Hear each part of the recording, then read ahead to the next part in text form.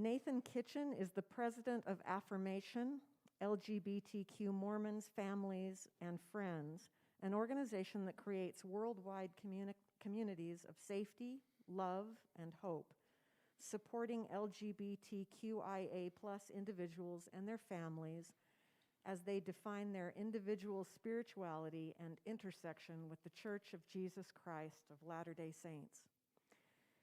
Nathan is the proud father of 5 children. 5 children. 5. Wow. I want to hear all their names and ages after. Right? Okay. We'll share photos. And 3 grandchildren, and lives in Gilbert, Arizona with his husband, Matthew Rivera. The title of his presentation is Unashamed Authenticity, Unapologetically Navigating the Queer Latter-day Saint Intersection During an Ongoing Restoration. Nathan. Thank you. Thank you.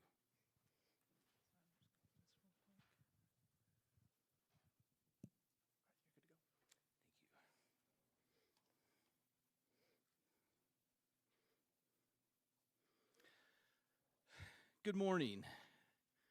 I bring you greetings from the margins and am excited to discuss what is currently happening in the queer Latter-day Saint intersection. Affirmation was founded in 1977 and is now 45 years old. We have grown up side by side the LGBTQ civil rights movement. Before 1977, many groups of gay Mormons informally met together in secret because it was dangerous to do otherwise. One of these informal groups were BYU students. Between 1976 and 1977, 2 of these students submitted to electroshock therapy in an attempt to cure their orientation. When the therapy failed, they became overwhelmed by feelings of massive unworthiness, which they felt they could only resolve by taking their own lives. Both had been counseled by ecclesiastical leaders to cut off all contact with their gay friends as part of the repentance or recovery process, thus cutting themselves off from the very network that might have been able to provide support necessary to prevent their deaths. In that moment, this group of friends determined that a formal support network was essential and life-saving for gay and lesbian Mormons, and Affirmation was officially born. In the ensuing 45 years, Affirmation has grown in size and scope around the world because wherever the church is, queer people are also. Today, encompassing sexual orientation, gender identity, and gender expression, we build communities of safety, love, and hope around the world for LGBTQ people who occupy the same kinds of intersections our siblings did in 1977. And true to our founding roots, we still to this day look out and care for our friends. Before I begin, why the word queer? Blair Ostler writes in her book, Queer Mormon Theology, I use the term queer as an umbrella term for those in the LGBTQIA+ community. It is more efficient when referring to the entire community as queer, rather than list out each individual letter. Queer in this context simply means something other than cisgender and/or heterosexual. Following Blair's lead, I will use queer today in my presentation as an interchangeable umbrella identifier with an occasional use of LGBTQ or LGBTQIA+, because that is currently how you will hear the discussion happening within our community. I highly recommend Blair Ostler's book. It is a thoughtful work in our own Latter-day Saint theology, where Jesus is not wiping away our queerness, but is instead the Christ who experiences queerness with us. The take-home point is that the word queer originated as a denigrating and violent slur that the younger LGBTQ generations have now reclaimed and empowered. More and more it is being used in the academic community as well. However, it is not a universal personal identity And it is standard that you ask a person how they want to be identified and then honor that. Also, when we look at all of what all the LGBTQIA plus letters mean, it describes both sexual orientation and gender identity. Those things are not the same, and it is important to realize that even though we as a community show up together and show up for each other, experiences surrounding gender identity are completely different than those revolving around sexual orientation. I will be clear today when I am speaking about the sexual minority experiences or gender identity experiences. Today, I am speaking from a queer-centric position, unashamedly and authentically telling of the conditions and experiences within this intersection. In the past, when a queer person intersected with the church, this intersection was defined by the church, where the church assigned meaning to your experiences and identity. They ran the show. A queer person's worth and value was measured by the yardstick. What does the church think about queer people? The problem of this perspective is this. What the church authoritatively thinks about queer people has drastically changed over the years. The constant parade of church books, talks, websites, and policies about queer people over the past 70 plus years illustrates this type of change. Kyle Ashworth of Latter Gay Stories has done a phenomenal job documenting this change over time. This continual changing perspective of what the church thinks has become a moving target and just tiresome to chase. To tie your self-worth and commit your life's future to changing opinions and shifting sentiments, no matter how authoritative they may be, is building your life and self on a foundation of sand. It is dangerous to your mental, emotional, physical, and spiritual health. Being queer-centric means that instead of being tossed to and fro by the changing and shifting sentiments currently defining queer folk, you are instead centering on the dignity of the queer person who is courageously navigating their personal intersection with the church. People over ideas is always good policy. This is the healthiest of all premises for queer individuals and their families. Each queer person owns their intersection with the church. They are the ones who are navigating it. They get to define it, and they get to assign meaning to their experiences there. In this intersection, we understand ourselves, even when authorities tell us that we really don't. In this intersection, it's okay to speak up and change the narrative. It's even okay to walk away when confronted with prejudice, harassment, and discrimination. Today, we celebrate the queer navigator, not at the expense of the truth or belief in the church, but in celebration and affirmation of the queer soul. Today is not an us versus them moment. If you start to hear this presentation in binary, either pro-church or anti-church, Mormon, ex-Mormon, belief versus unbelief, or an us versus them, that means you have slipped off the center road and have run yourself into the binary rut of ideologies on either side of this discussion. Today, I need you out of that rut, because when we focus on the human, the person, the navigator, we are in a place where the most productive and helpful discussions are happening. That is the space where change happens, not in the rut of binary thinking. I want to be perfectly clear here. I am not telling people to stay in the church or leave the church. Everyone navigating their intersection with the church must figure out what they want to do and where they want to be that feels safe and healthy for them. The queer Latter-day Saint community is not a monolith.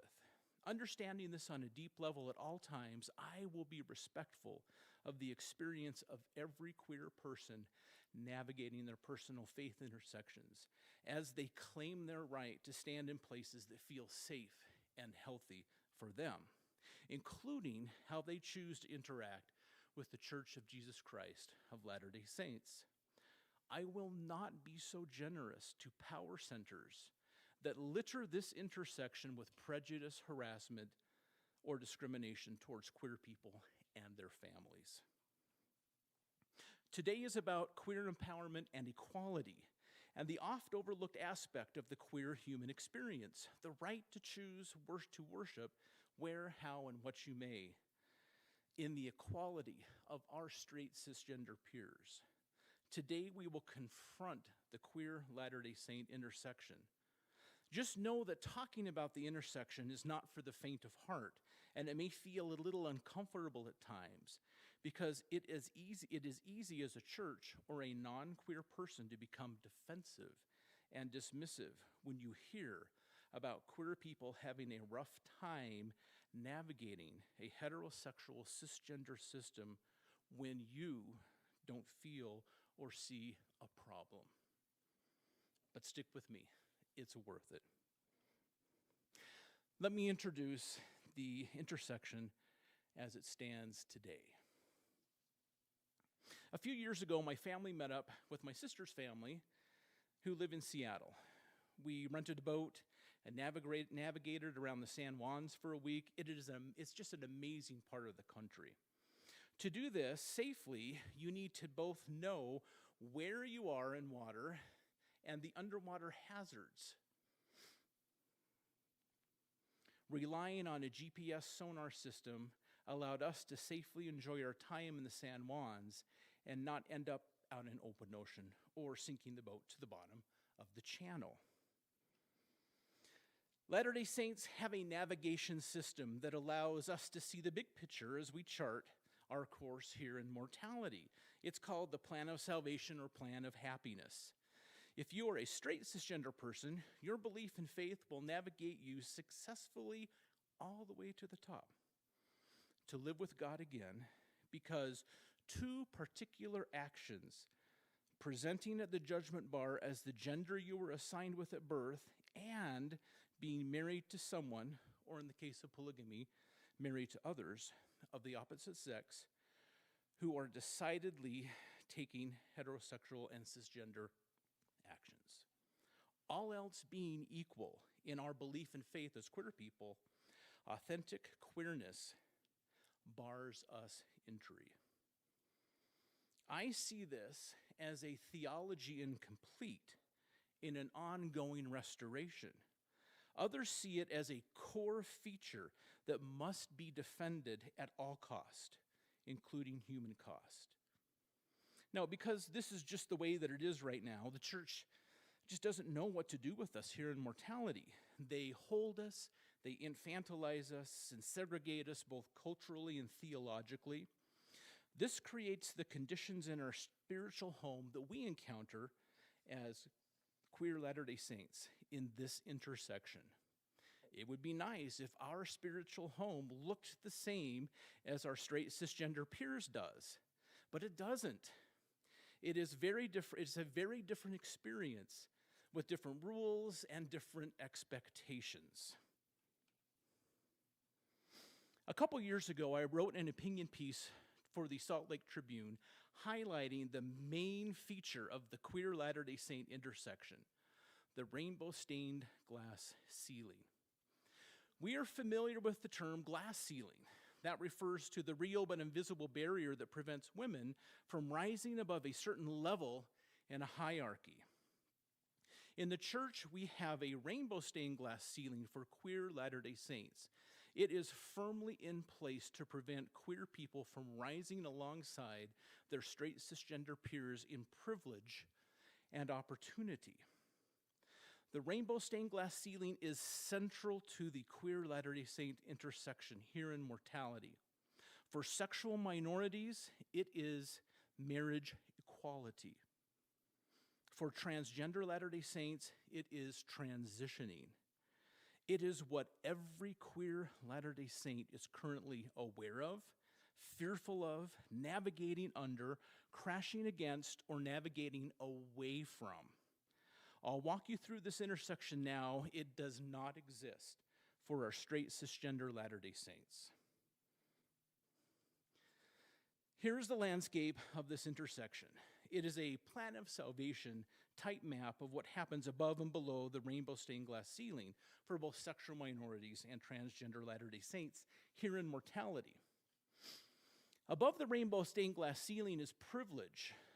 Below the ceiling is where queer Latter-day Saints are held.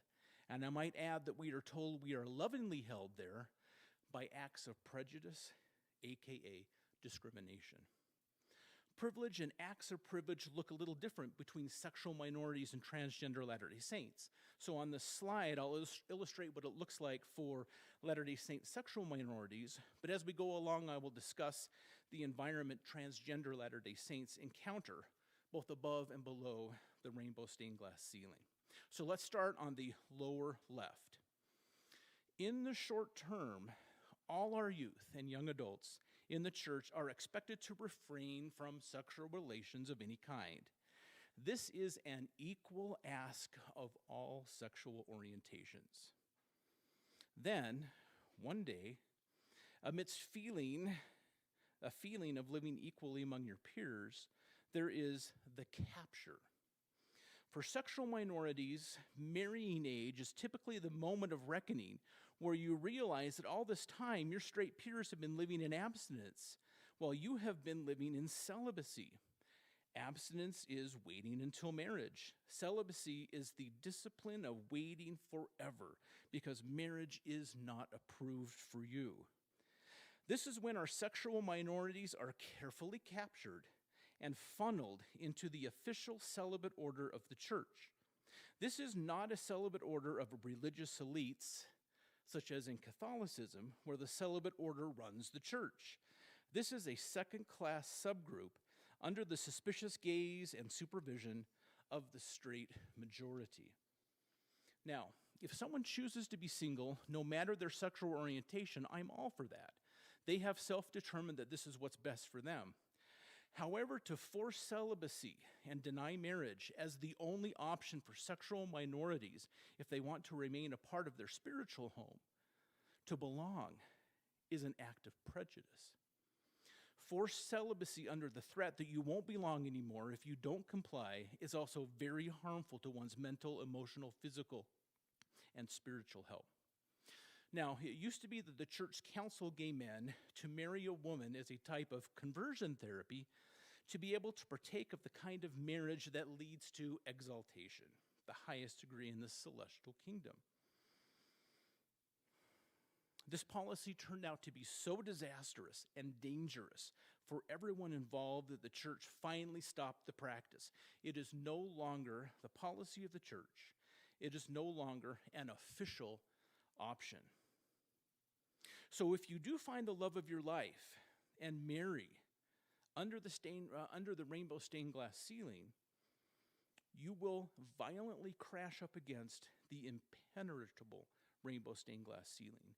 You will be invited to divorce or else be excommunicated. There is no polite way to say this. This is spiritual violence to tear a family apart. Now, you might think that excommunication after marriage means all sexual minorities avoid the church, but that's not exactly how it is. Queer people have the right to exercise their faith in spaces that feel safe and healthy for them. Some excommunicated queer people sit in the pews alongside members of the church to worship. Excommunicated queer folk worship with the saints under the Article 11 worship clause. What is Article 11 worship? Its name comes from the 11th article of faith. We claim the privilege of worshiping Almighty God according to the dictates of our own conscience and allow all men the same privilege. Let them worship how, where, or what they may. As far as the church is concerned, as a queer excommunicant, you are sitting with the saints, but worshiping how, where, and what you may, not the Latter-day Saint way, because you claimed marriage equality. It's a visitor's welcome policy, a way to feel belonging without actually belonging. Now, the church regularly cleans house underneath the rainbow stained glass ceiling, getting rid of all those who stray into equality. This is done either by using BYU standards or non-BYU standards. BYU standards prohibit our single celibate order from any chaste romantic behavior. Bishops and stake presidents outside BYU are not in agreement, often allowing the celibate order to date, hold hands, kiss, and even live together as partners, as long as they can check in with their priesthood leaders and declare that they are not doing the deed.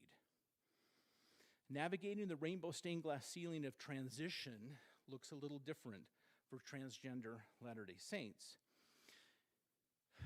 Again, starting on the left side of the graph. If you are transgender or non-binary, until you come out or choose to transition, you start your experience in the church mingled among your cisgender peers, probably experiencing gender dysphoria, but as long as you do not transition, you fly under the radar unnoticed. For transgender Latter-day Saints, the capture begins when you come out or transition. The church opposes any form of transitioning and states that any form of transitioning will result in restrictions of privilege. These restrictions are very dependent on your local priesthood leader's understanding and preference. It becomes very subjective, which is dangerous for transgender Latter-day Saints, because now you must navigate a whole set of unwritten rules unique for the place that you live. Privilege, in the case of our transgender Latter-day Saints, is to be able to live unrestricted in the same privileges that their transgender peers, their cisgender peers enjoy above the rainbow stained glass ceiling. The official stance of the church says, although some privileges of church membership are restricted, other church participation is welcomed. But depending, again, on where you live, you can still only enjoy some access, like attending Relief Society or priesthood according to your own gender, expressing your gender authentically, or perhaps serving in a few limited callings.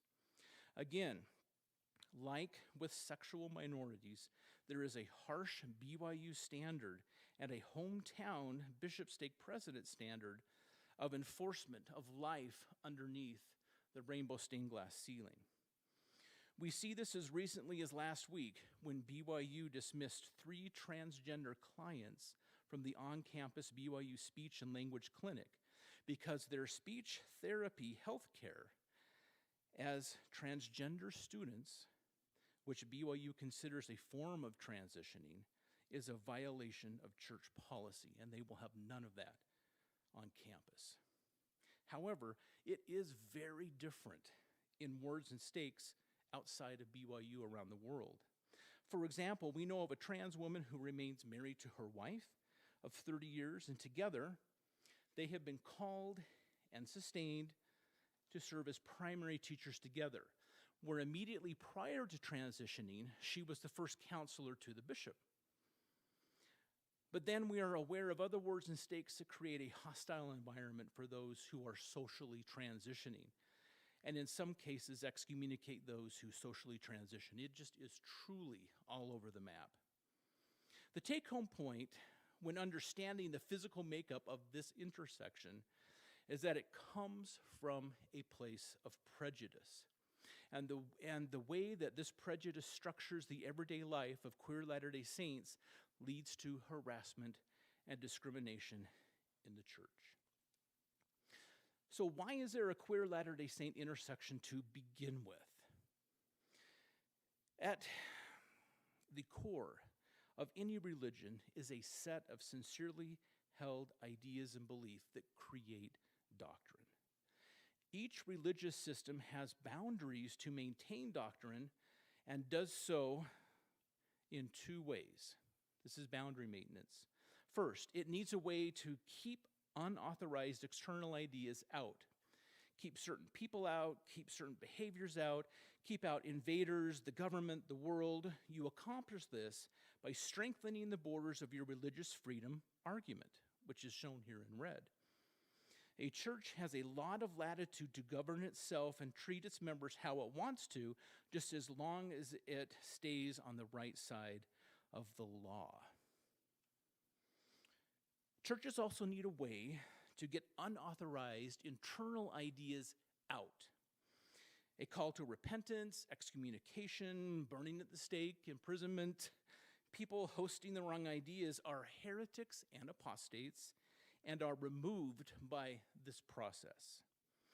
Boundary protection against external events, external threats, went severely wrong with polygamy in the church. We live in a church that since its inception reserves the absolute right to doctrinally define marriage. In the mid to late 1800s, the church held a central core belief that polygamy was the highest order of marriage, and only those who practiced it would go to the highest degree of the celestial kingdom.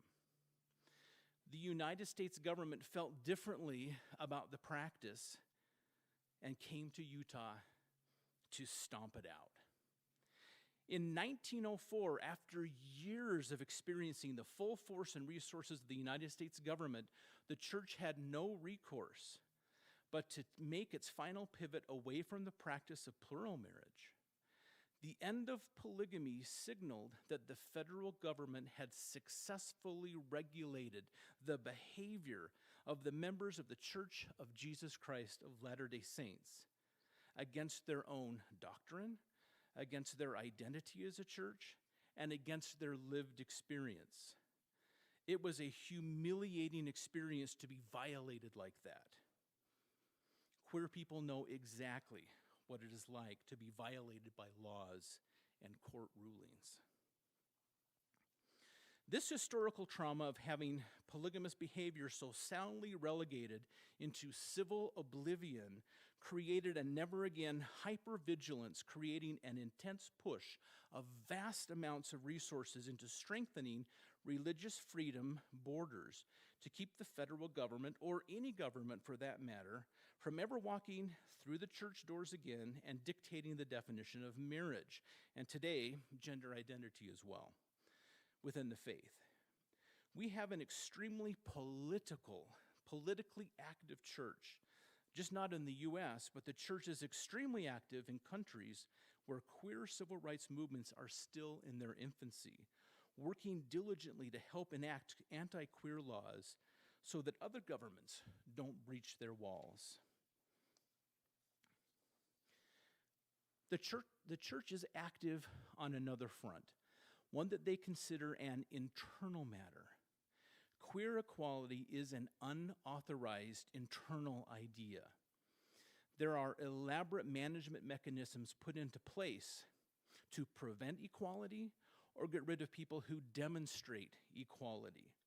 It's a full-time job because queer people are continually being born into the church.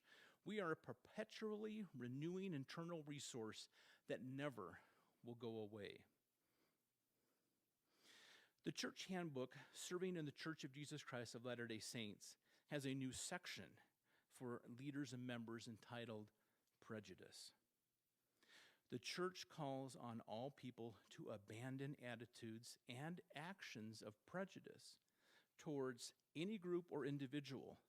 This includes prejudice based on race, ethnicity, nationality, tribe, gender, age, disability, socioeconomic status, religious belief or non-belief, and sexual orientation. This is quite the list. But this list is not what it appears to be. The words that I highlighted within this quote actually show the disconnect that the church has with its queer members. At first glance, that list elicits positive associations because it is fabricated to look like a familiar EEOC non-discrimination list that we all see at work. The addition of sexual orientation in that list also adds the vibe that a protective environment of equal opportunity and non-discrimination possibly exists for queer people in the church. During subsequent glances, the EEOC mimicry falls away. especially when you try to resolve the dissonance between actions of prejudice with how life in the church is currently structured for queer Latter-day Saints. This statement in the handbook is not a protective anti-discrimination statement for queer members, and we are all confronted with a confusing dilemma of dissecting exactly what this list really is and what prejudice and acts of prejudice towards queer members means in the church. To the typical reader of the church handbook, prejudice is defined as a personal attitude not based on reason or actual experience, and actions of prejudice is just discrimination. Therefore, it would be reasonable to read this as a statement against prejudice and discrimination. However, nothing could be farther from the truth. For when you define prejudice in a religious setting, such as in the church and the handbook, you insert God into the equation. Prejudice now becomes a preconceived opinion about queer people that is based on the power structure's current understanding of what God thinks about queer people. Because of this, acts of prejudice are morally acceptable if done in the name of God. From this position, the church can reasonably claim to hold no prejudice towards queer people while creating and enforcing a unique and inequitable religious standard in the name of God. The handbook section on prejudice is ironically a statement founded in queer prejudice.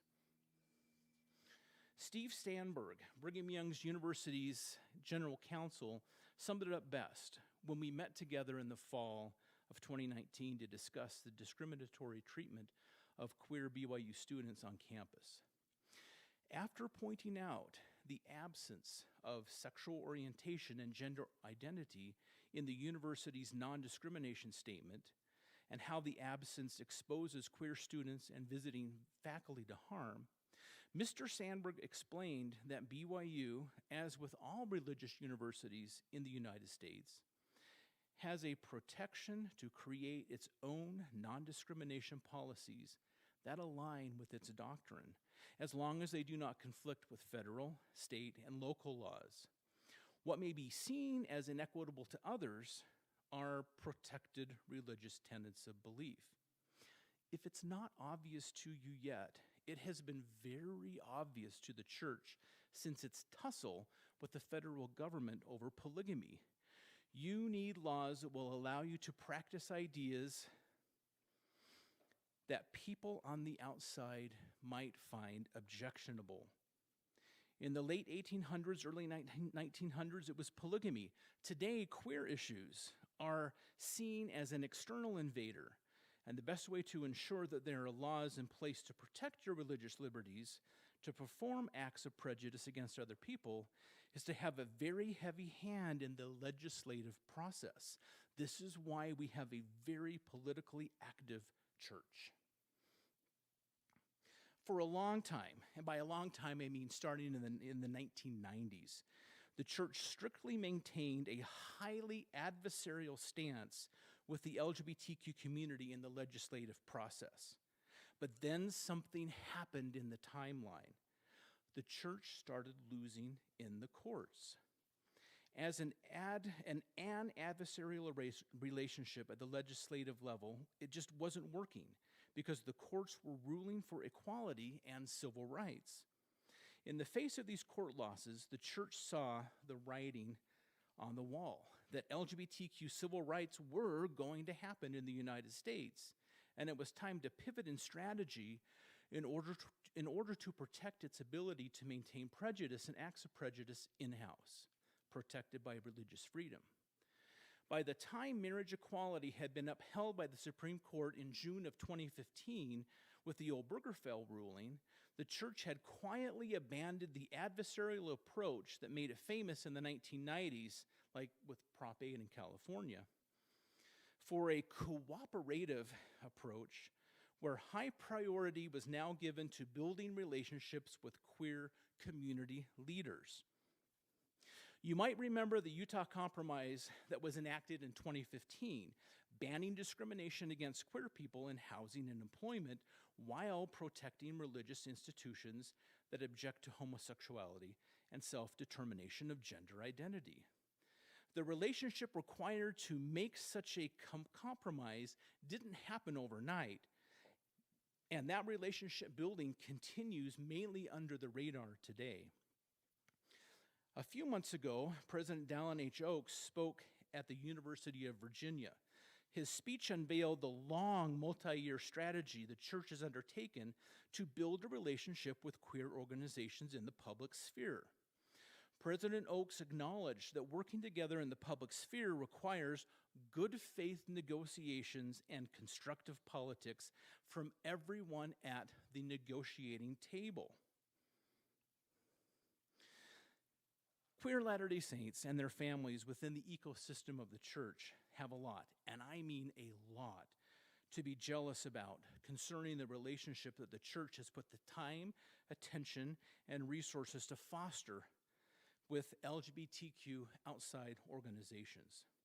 I saw this relationship firsthand at the Mesa Temple Open House, where the church invited leaders of LGBTQ organizations to a night during their VIP week for a personal tour by 2 apostles.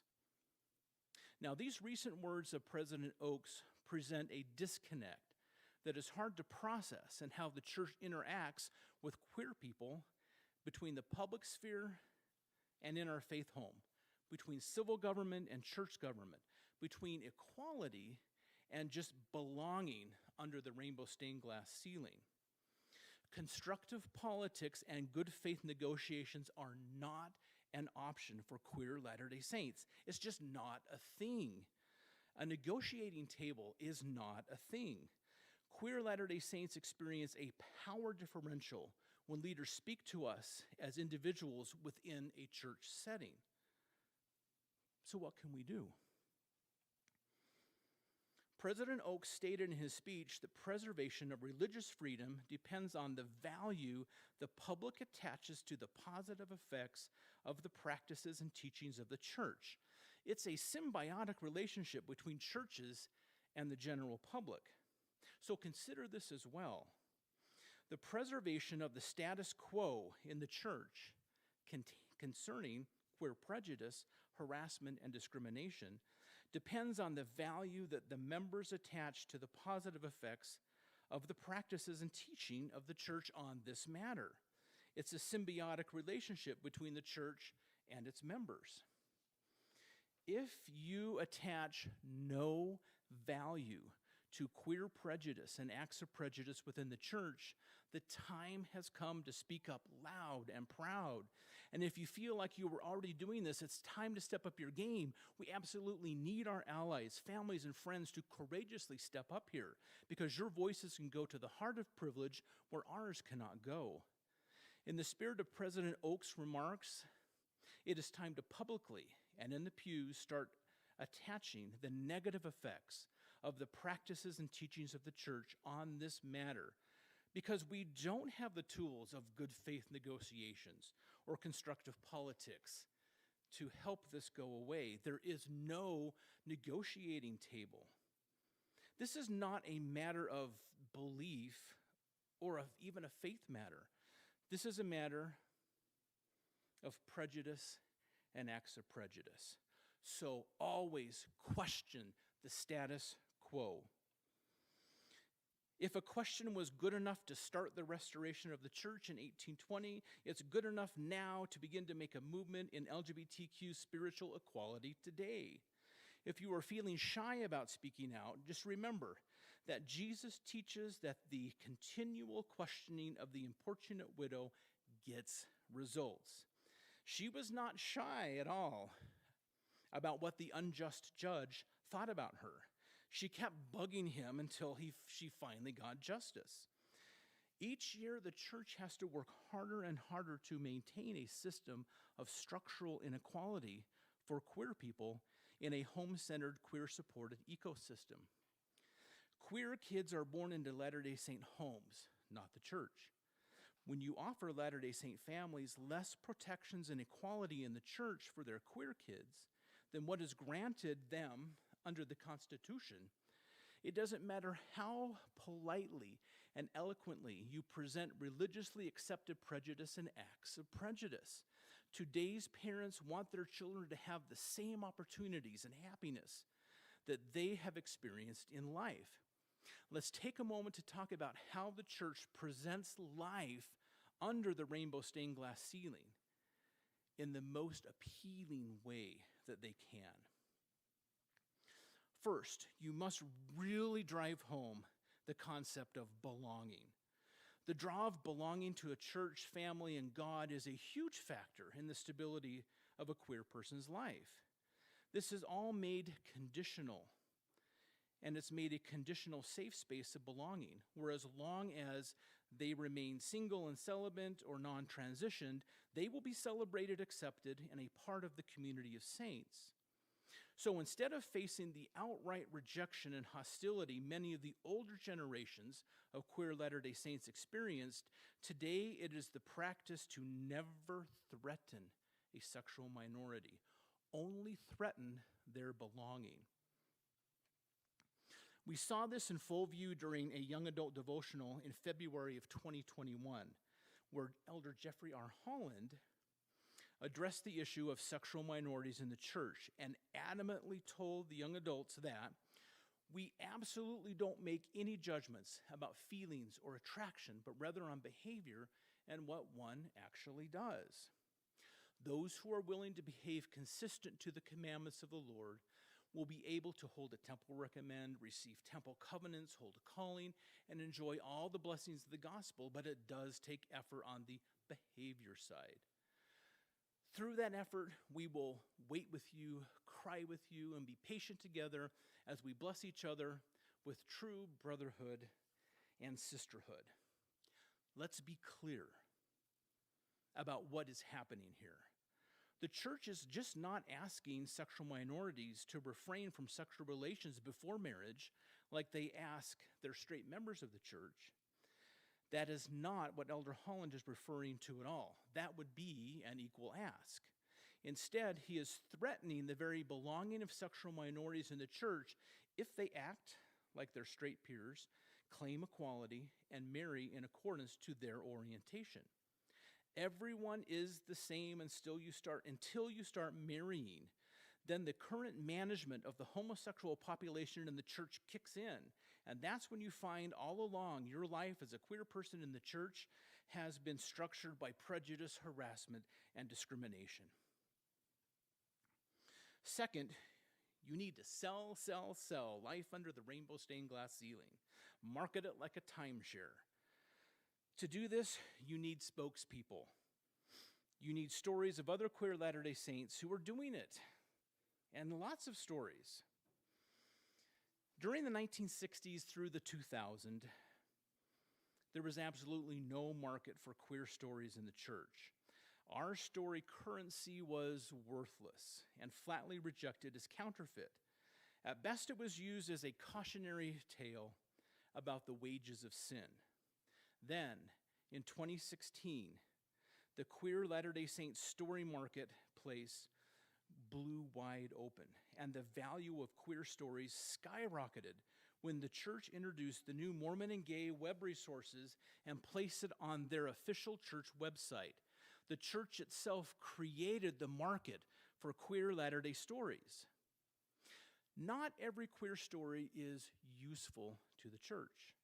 The church has a particular story they traffic in, one that requires a particular set of skills. Every story must come from someone under the rainbow stained glass ceiling who can tell the story that they are faithfully managing life under the ceiling. Using a mix of rugged, good-looking, smart, athletic, relatable, heteronormative, Mormon normative, queer Latter-day Saints, stories are used to build an unsustainable model to show parents and queer kids, look, all the popular kids are doing it, and you can do it too. The problem is, life under the rainbow stained glass ceiling is a hot mess. Most of the original single and celibate gay, Mormon and gay website gang got married. Their stories were removed. Currently, over at Deseret Book, the church has lost control of the gays. Tom Christofferson announced that he has started dating. Good for him. Charlie Bird, also known as Cosmo the Cougar, announced just this week that even though he is still a BYU student, he has been dating. You know, congratulations, Charlie. And also, I want to bet with the church communications department that this would happen. And third, Ben Shalati, who was an honor code administrator for BYU, knew of Charlie's relationship long before Charlie announced it, but he kept it quiet to protect his friend. We absolutely cannot blame or fault these queer souls, but we can be disgusted at the power centers that look over our queer stories, curate them, and then thieve them to build a dominant narrative about queer people that just isn't true. Stories on church platforms are a continual revolving door as queer Latter-day Saints navigate themselves out from under the dominant narrative towards joy and equality. I wish parents and younger queer kids who look up to these stories and hold unreasonable expectations knew this. In full transparency, the church really should do a Where Are They Now reunion video with everyone from their past story platforms. Now, the church isn't the only consumer of queer stories. Lots of people and organizations traffic in our stories and even thieve them to support their own particular agenda. Queer Latter-day Saint stories are a hot commodity right now. They are all over the internet, in Latter-day Saint adjacent podcasts, social media, YouTube channels, websites, books, magazines, radio, and TV. With all this content, what is the best way to evaluate queer Latter-day Saint stories, to come to understand the truth about what queer joy really means? The best way to understand that is like a historian. My husband, Matthew, is a historian. As Matthew moves his world history students at Arizona State from the 16th century to modern history, he comes to a point in time where history stops and the course is over, because they are at a point where current events begin. Current events are not history. Current events are journalism. Where is the inflection point between journalism and history? When does journalism become history? It's not really a point, it's a zone of transformation that is very dependent on two things. First, that enough time has passed that sufficient reports and documents have been archived and readily available to historians for inspections to build a complete record. And second, enough time has passed that the power centers under study become irrelevant. Enough time, which means that their influence is less or no longer important.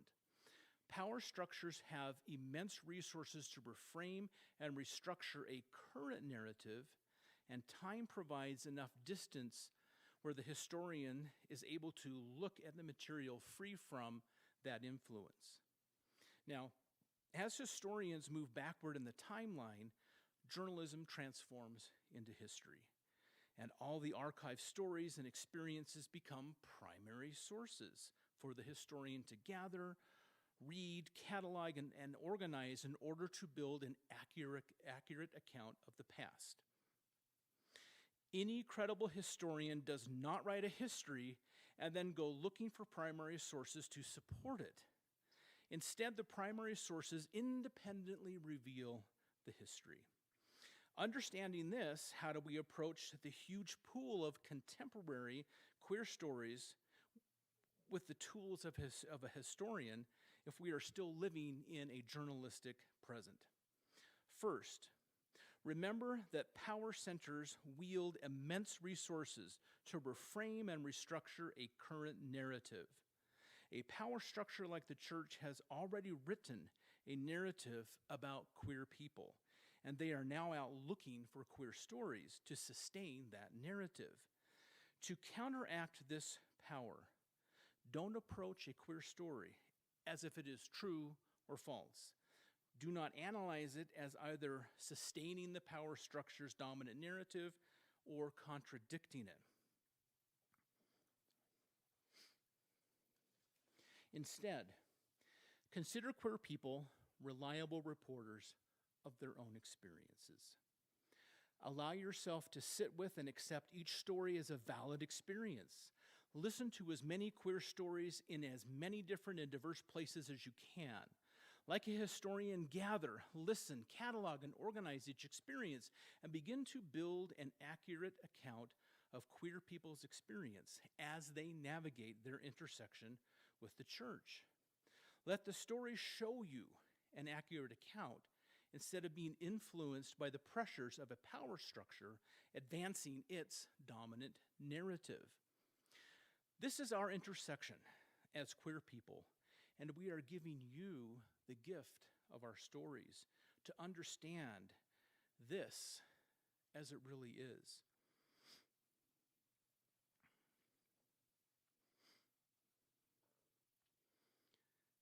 And that is what really frightens a power center. It absolutely threatens the dominant narrative. Our collective lived experiences build an accurate picture of unashamed authenticity and absolute queer joy, even in the face of prejudice, harassment, and discrimination. Hundreds, if not thousands, of compelling stories exist of queer people who are or were Latter-day Saints. Most often, those that are no longer in the church didn't leave because they no longer believed.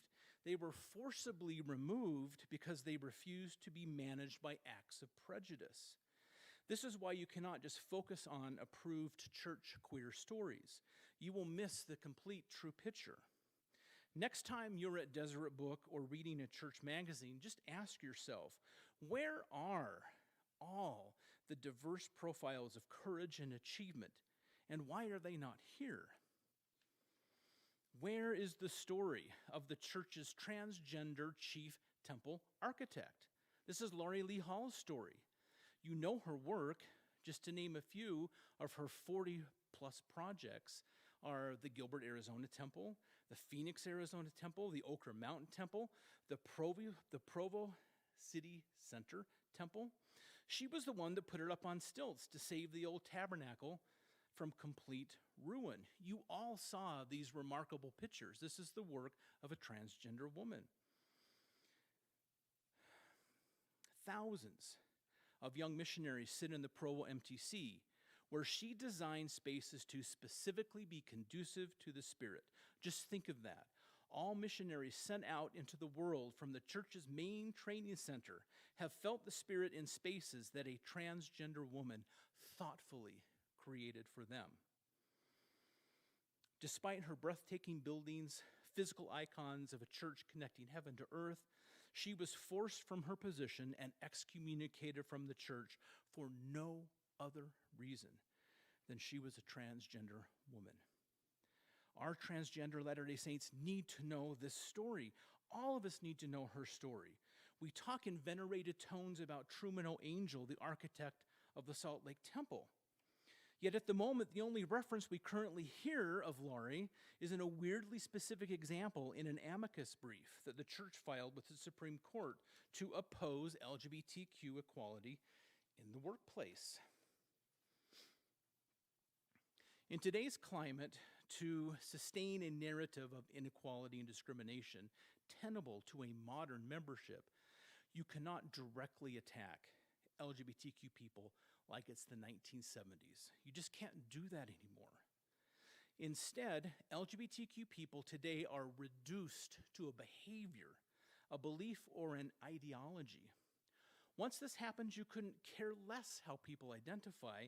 Now you can attack the behavior. Now you can attack the ideology, such as when President Oaks lamented the increasing frequency and power of the culture and phenomenon of lesbian, gay, and transgender lifestyles and values.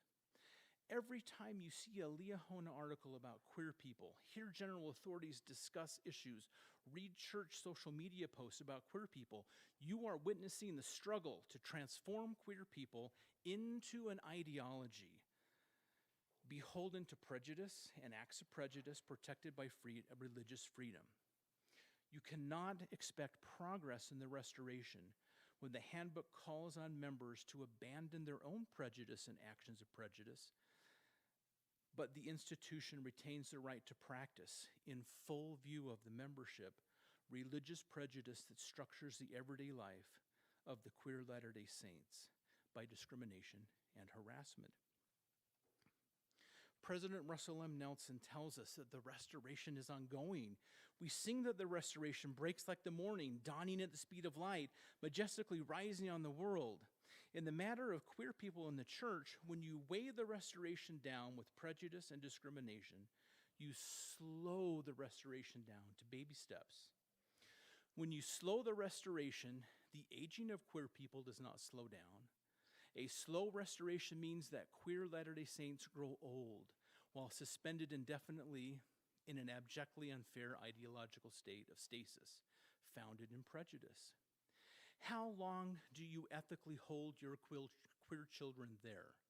How long can you ethically tell them just to be patient and wait? You can sit with them, you can cry with them, celebrate them, but in the end, as a straight cisgender person, you are free to move about the restoration while queer members are restricted to the margins. Reduced to an ideology and a system structured by prejudice, harassment, and discrimination, queer people in the church become the Lazarus of our day. Damned in progression, still as death, entombed, unable to move any further in the mortality of our spiritual home, waiting on others to either roll away the stone or call us forth, or pass to the other side. And then God will just have to pick up the work of equality and justice that his children could not do here on earth.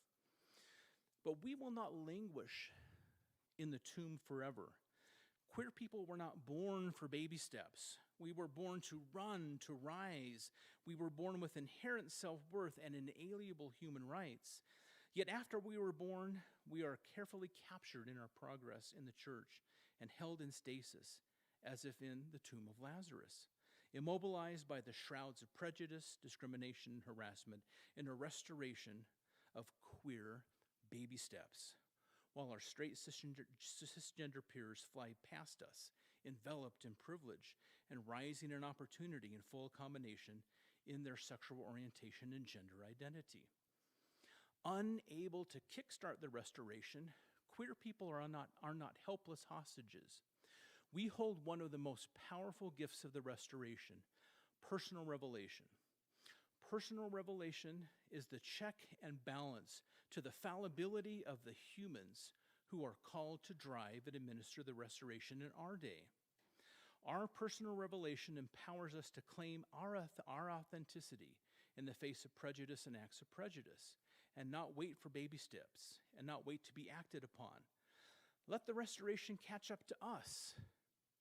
The current ask is that we patiently hold in the tomb under the rainbow stained glass ceiling while we faithfully accumulate the stench of Lazarus.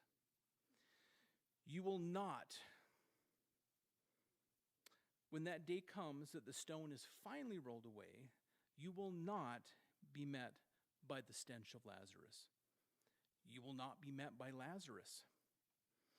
Instead, you will find this tomb empty, for this was not a tomb of Lazarus after all, but a tomb of Joseph of Arimathea, from which we have already risen to walk the path of joy and progression that God has laid out before us. You will need to come find us. This is not a matter of having weak faith.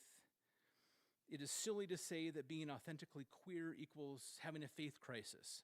We are not faithless or unspiritual. Like all people, we navigate towards joy, not the darkness of a tomb. As long as the rainbow stained glass ceiling remains unshattered, you will continually be wishing your queer children goodbye. It doesn't matter how sincere your well wishes are, how tearful the goodbyes. Collectively as a church, you are the children of Israel who have stripped us of from our identifiable coat of many colors and separated us from our spiritual home, selling us for silver and then misrepresenting to our Father why we have gone missing. It does not have to be like that. We do not have to wait until Egypt to embrace. Where's the hope currently for all who are navigating this intersection? First of all, it is not about the intersection. It is always about the navigator. The hope is that so many queer Latter-day Saints courageously are navigating towards their joy to stand in places that feel safe and healthy for them in the face of some pretty intimidating prejudice and acts of prejudice. Celebrate the navigator, not their captors, and not the seas full of underwater hazards.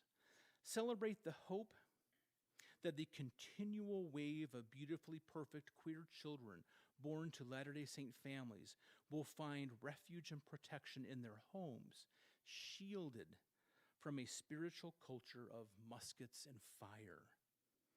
To all my queer peers who are navigating to their joy towards love, guided by the Spirit and personal revelation through these waters of prejudice, I affirm you. I celebrate you. No toil or labor fear as you wend your way. I cheer for you that you will find the place which God has prepared for you. Don't stop. Keep going. Thank you. Thank you, Nathan. That was really excellent. I've got a couple of questions. We've got a little time for questions. I'm going to ask a couple from the internet, and then I'll have my helping hand, Valentina, here, walk around with a microphone and take you guys' questions if you have them. Let's see. This is from Manya. Can you talk a little bit about Community of Christ, which, if I understand, is so like Mormonism but more accepting? Why don't people opt for it, or do they? Yeah, the Community of Christ figured out how to be inclusive to women and queer people long ago. They already figured that out. They went through those growing pains within their membership. They lost those that didn't agree. They did the hard work. And it is of the restoration, it's our sibling in the restoration movement. And many people who support queer people, and even some queer people, do navigate to that faith tradition because it is very affirming. Thank you. This is a two-part, kind of a longer question, but I'll just say it together here. Again from Manya. What are some effective actions, means of speaking out for straight allies to get to the heart of privilege, especially when seeming to criticize church leaders can decrease individuals' credibility? Add on to the above, do former Mormons have an effective means of speaking out, or only active temple recommend holding members? That was a long question. I go back to the example of the importunate widow. It's never wrong to stand up for equality of all of God's children, and it is very scary to do. Just remember, you are not speaking out against the faith or the testimony or anything. You're speaking out against prejudice and acts of prejudice, and that's how you approach it. You talk about the prejudice and acts of prejudice. You don't go in for the jugular and say, I don't believe anymore, the doctrines are bad. I mean, that veers you. Remember at the beginning when I said, don't get off into the ruts of binary thinking of church and non-church, Mormon, ex-Mormon. Stay right in the center on the navigators. The best thing to do is ask, why is it this way? Why is there a stained glass ceiling in the church in the first place? Why are we holding our children is in a celibate order and non-transitioned? Always focus on the navigator. And when people try to bring you off into you need to sustain the brethren or you need to sustain the doctrine, pull them back to that center, to the person. Talk about that. Talk about what happens under the stained glass ceiling. doctrine is here, but then leaders have to take that and create management processes to effectively administer the church. That's why it's called the Church Administration Building up in Salt Lake. You have to navigate a church. And these management systems for the homosexual and transgender population in the church are just from a place of prejudice, and they bring acts of prejudice. So focus on the navigator. And the specific things to do, make an appointment today with your bishop or stake president and talk about that. When you are on social media, don't perpetuate the stories that the church already does. The church doesn't need your help. They don't need your money. They don't need your platform. They are extremely flush in resources. Don't keep retelling those stories. Find the stories of like Lori Lee Hall. Find the stories of those that don't fit the dominant narrative and start boosting those. Start talking about that. And that's one way that you can start to make very concrete actions of standing up and agitating. And just don't put up with prejudice or acts of prejudice any longer, which is getting harder to do because the temple recommend changes. You have to say that you believe in all of the doctrines of the church, and the church has turned us as queer people into a doctrine, which is gratifying, but we don't have that much power. But that becomes a thing, and we know why it's become a thing, because they are deathly afraid of the government walking back through the doors again and defining marriage by some way. So it's a little bit of a dance to do, but just remember who you're focusing on, laser focus there, bring people up out of the ruts, and focus on our stories. It's the very best way to do it.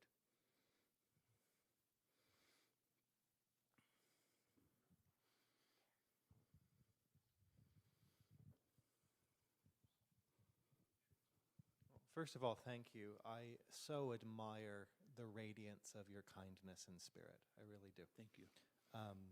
The other thing is, did you come up with that analogy with Joseph and with what you were talking about at the end? Is that your connection? It is. I'm not aware that anyone's made that.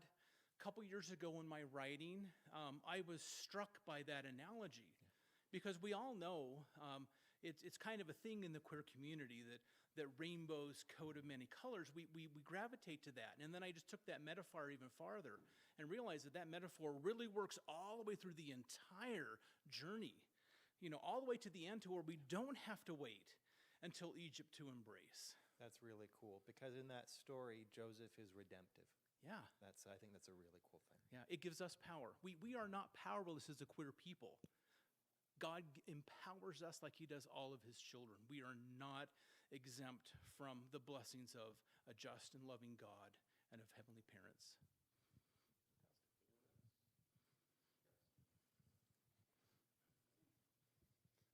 Yeah, again, thank you for coming out. I think one of the best ways to make this point clear to everyone is clear communication. I think you've done a really good job on that today. I would just love to get a background on your story, kind of like you and your husband's story, or if you have any history of being active. What is your experience coming out as queer, and how were you perceived by other members of the church? And without changing any doctrine of the church, what policies would you love to see the church change to be less prejudiced against this community? Okay, good. Thank you for that. I will answer in a short way, just a little short synopsis of my story. Over the history of the modern church, which is about 70 years, the church has really created a system of management to manage its homosexual population. The problem is the very first generation of queer Latter-day Saints that fell under that management policy fell under a very extreme and harsh system. It's the miracle of forgiveness harshness. It was complete rejection. It was violence. It was electroshock therapy. It was dangerous. And that created a first generation of queer Latter-day Saints. When the general public started not appreciating that kind of a treatment, the church moved to the second generation, and that was the silent generation. That's my generation. That's where they started shuttling young gay men into marriages with women to overcome homosexual inclinations. Women were being used as conversion therapy tools, which is very misogynistic, but that's the way that it was, and I was of that generation. I was told it was shameful. Don't tell anyone. If you act like a heterosexual, you'll be a heterosexual. And I had so much faith and belief that that would happen that I staked my entire life that was the right way to go forward. Well, that was very disastrous. I mean, marriages were failing left and right. And so the church stopped being secretive about it, and they created the third generation, which is the SSA generation. The very public, this person has same-sex attraction, and they're having a very open and public struggle with their sexuality. And, there's videos and books about that. But again, mixed orientation marriages, even in that generation, when there was full disclosure, were failing at alarming rates. The church is littered with the corpses of dead marriages from mixed orientation marriages. And so they just abandoned that. And so it's put us today into the fourth generation, which is the single and celebrated sexual minority, where you don't attack the queer person, you just attack their belonging. So as a part of the second generation, I tried for as long as I could, very isolated, to try to make it work. And then eventually, after all the years of just chronically living this way, you just have to be truthful to your spouse, to your children, to everyone that's come along with you in this authenticity that I was bound to keep secret. And that kind of authenticity, oftentimes marriages just don't survive that kind of authenticity, and mine didn't. And I had 5 children. I mean, that's not an uncommon story. I thought I was the only gay Mormon ever that was married and had children. I come to find out that there are hundreds, if not thousands, of people just like me. And so that's how that happened. I started dating. Went on OkCupid, met Matthew. He lives in Seattle. Long story short, we're now married. And so that's how I got to where I am. I walked the halls of privilege as a straight person in the church, an acting straight person in the church, and now I am married, and none of the things that privilege would offer you in the church. Now, what was the second part of your question?